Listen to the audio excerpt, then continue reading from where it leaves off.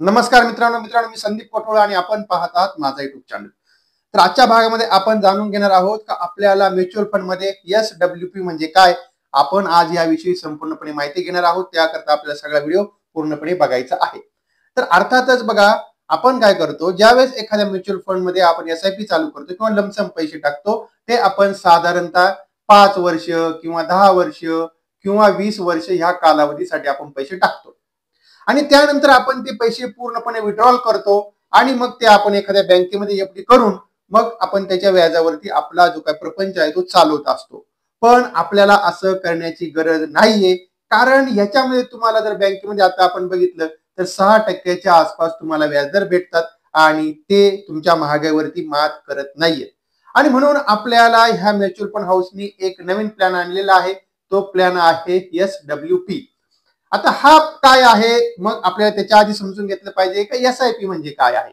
आता बघा, जर आपण बघितलंय इथे नाव बघा, इथे मी टाकतो SIP म्हणजेच काय आहे, सिस्टमॅटिक, SYST सिस्टमॅटिक. आता थोडं स्पेलिंग चुकू शकतं, म्हणजे हा सिस्टमॅटिक इन्व्हेस्टमेंट प्लॅन आहे. ओके, हा सिस्टमॅटिक तुमचा तर म्हणजे काय असतं का, दर महिन्याच्या दर तारखेला त्याच तारखेला तुमचे पैसे एखाद्या म्युच्युअल फंड मध्ये आपण टाकतो.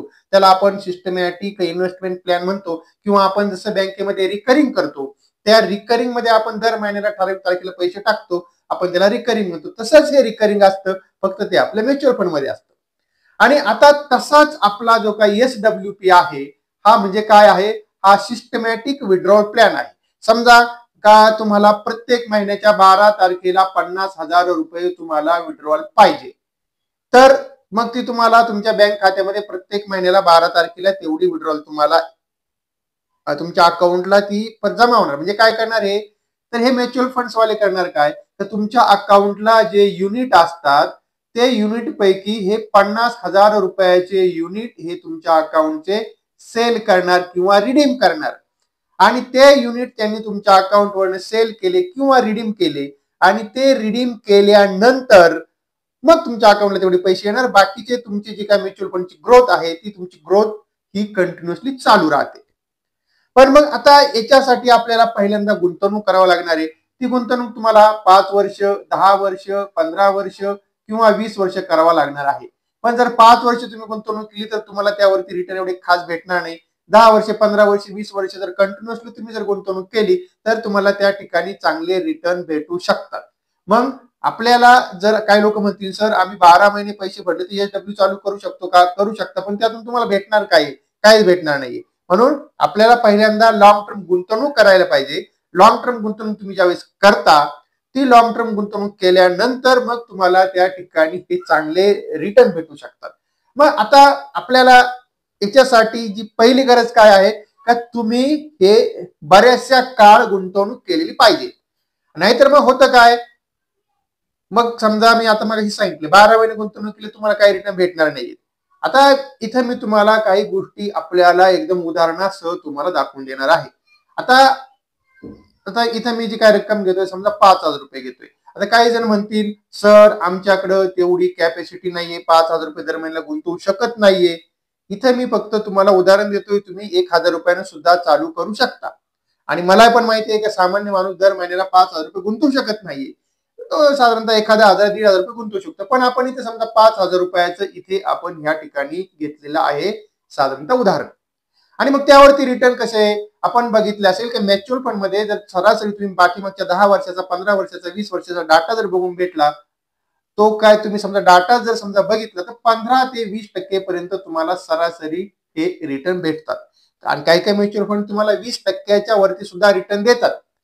आणि मग आता इथे आपण काय करायलाय, इथे आता तुम्हाला मी एकंदरीत सगळं जे काय उदाहरण आहे ते तुम्हाला दाखवतो. समजा तुम्ही 5,000 रुपये गुंतवले, दर वर्षाला तुम्हाला 18% त्यावरती सरासरी रिटर्न भेटलेले आहेत.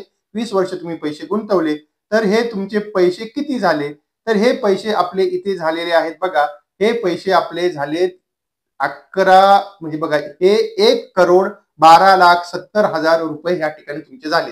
म्हणजे तुम्ही पैसे गुंतवलेत किती, 12 लाख रुपये.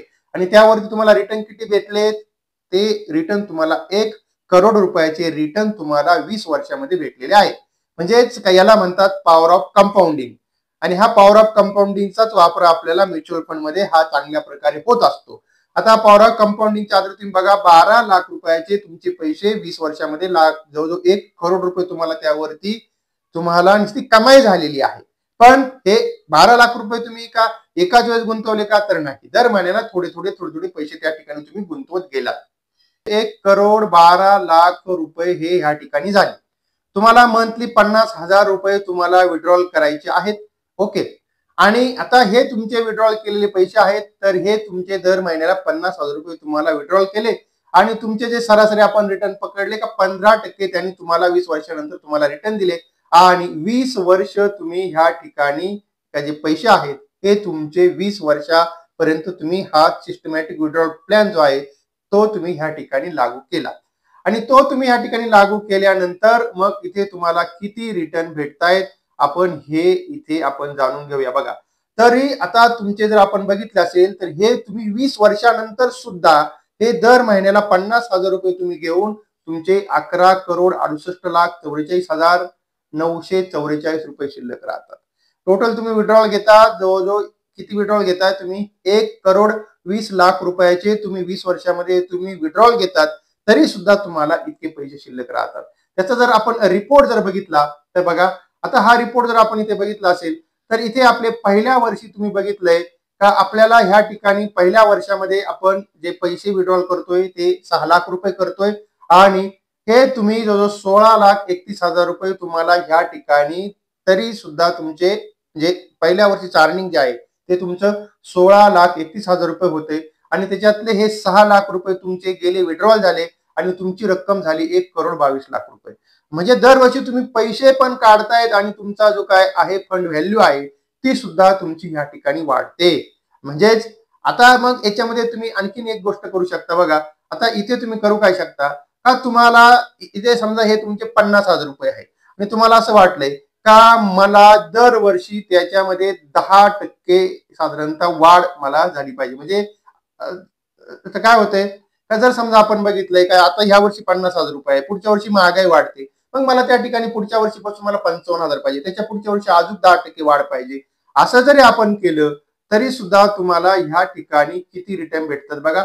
मग इथे तुमचे जे काही फायनल बॅलन्स आहे तो थोडा कमी होतो, पण पण पण इथे तुमचा जो काही फंड व्हॅल्यू आहे तो तुमचा वाढत जातो. बघा, आता तुम्ही असं ठरवलंय पहिल्या वर्षी 6 लाख रुपये विड्रॉल घेतले, पण दुसऱ्या वर्षी त्यामध्ये परत 10% वाढले, 6,60,000 रुपये झाले विड्रॉल, पण तिसऱ्या वर्षी 7,26,000 झाले. तर अशी तुमची जी काही रक्कम आहे तुमची सगळी विड्रॉलची रक्कम ही वाढत वाढत जाते, पण इथे तुमची जी काही फंड व्हॅल्यू आहे ती सुद्धा इथे तुमची वाढत वाढत जाते. फंड व्हॅल्यू सुद्धा तुमची वाढत जाते आणि इथे 20 वर्षानंतर तुम्ही जर बघितलं तर इथे तुम्ही पैसे टाकलेले असतात किती, 1 करोड रुपये. आपण लमसम टाकूया. बघा, इथे तुम्ही पैसे टाकलेले असतात किती, 20 वर्षानंतर तुमचा ज्यावेळेस तुम्ही दर महिन्याला 5,000 रुपये टाकता तुमची फंड व्हॅल्यू झालेली असते ही साधारणतः 1,12,00,000 रुपये झालेली असते आणि ते पैसे तुम्ही सिस्टमॅटिक विड्रॉल प्लॅन नुसार तुम्ही टाकता. दरवर्षी 50,000 रुपये टाकता. दरवर्षी 50,000 रुपये तुम्ही टाकल्यानंतर म्हणजे काय करता, दरवर्षी 50,000 रुपये विड्रॉल प्लॅनला टाकता. म्हणजे तुमच्या अकाउंटला दरवर्षी दर महिन्याला 50,000 म्हणजे तुमचे ते साधारणतः वर्षाला 6 लाख रुपये, पुढच्या वर्षी परत 10% वाढतात. असं तुम्ही केलं, पण तुमचे जे प्रिन्सिपल असते तुमचं असते साधारणतः 1,12,00,000 रुपये. तुम्ही इथे या ठिकाणी 20 वर्ष जे आहेत हे इथं 20 वर्ष तुम्ही या ठिकाणी पैसे घेता, हे जवळजवळ घेतात 3,43,00,000 रुपये घेतात आणि इथे त्या ज्या काय म्युच्युअल फंड तुम्ही ज्या ठिकाणी पैसे ज्या याच्यामध्ये म्हणजे ज्या फंड मध्ये गुंतवले पैसे त्या फंड्स मध्ये तुमचे जे पैसे आहेत हे तुमचे विड्रॉल झालेले पैसे सोडून आणखीन तुमचे त्या ठिकाणी 8,14,00,000 रुपये त्या ठिकाणी ऍड होतात. ओके, तर हे पैसे जे आहे टोटल तुमचे पैसे होतात या ठिकाणी पैसे होतात ऍड सगळे टोटल 8,14,00,000 आणि त्यातून तुम्ही हे विड्रॉल करता 3,43,00,000 आणि तरी सुद्धा तुमच्या ज्या फंडची जी व्हॅल्यू आहे ती सुद्धा आणखी पुढच्या 20 वर्षानंतर ही 5,82,00,000 रुपये राहते. म्हणजेच बघा, तर इथं काय याला म्हणतात पॉवर ऑफ कंपाऊंडिंग आणि जो हाच पॉवर ऑफ कंपाऊंड जो काय आपण म्हणतो पॉवर ऑफ कंपाऊंडिंग आहे, तर हा पॉवर ऑफ कंपाऊंडिंगचा आपल्याला ह्या ठिकाणी वापर करायचा आहे आणि जर असा वापर केला तर आपल्याला ह्या ठिकाणी चांगल्यापैकी पैसे आपल्याला भेटतात.